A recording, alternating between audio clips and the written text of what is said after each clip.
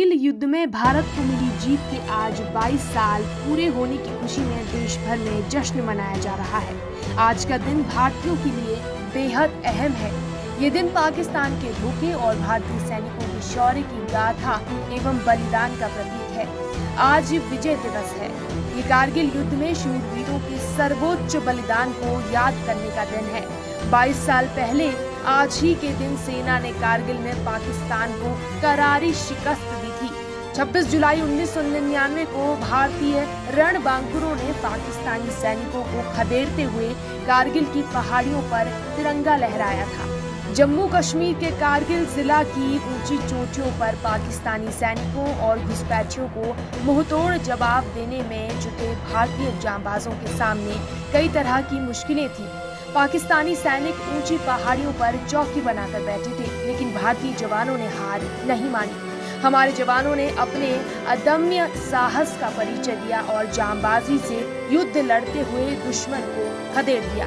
कारगिल की ऊंची पहाड़ियों पर करीब 60 दिनों तक चले युद्ध में भारतीय सेना के जज्बे के सामने पाकिस्तानी सैनिकों ने आखिरकार घुटने ही टेक दिए थे।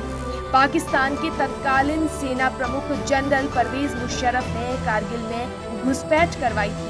पाकिस्तानी सेना और घुसपैठियों ने कारगिल की ऊंची चोटियों पर कब्जा कर लिया था।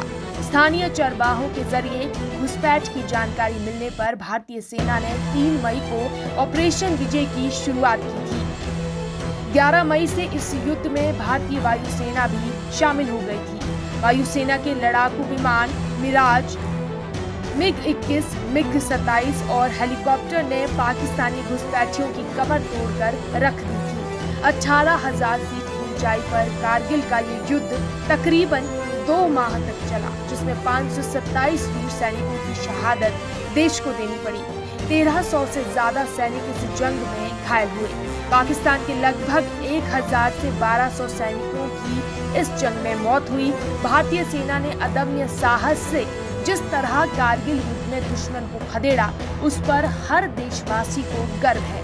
ये सैन्य ऑपरेशन 26 जुलाई यानी आज ही के दिन समाप्त हुआ। कारगिल युद्ध वो चौथा मौका था जब भारतीय सेना ने पाकिस्तान के मंसूबों पर पानी फेरा और पाकिस्तानी सैनिकों को धूल चटा दी थी। इससे पहले भारतीय सैनिक 1948, 1965 और 1971 में पाकिस्तानी सैनिकों पर भारी पड़े थे।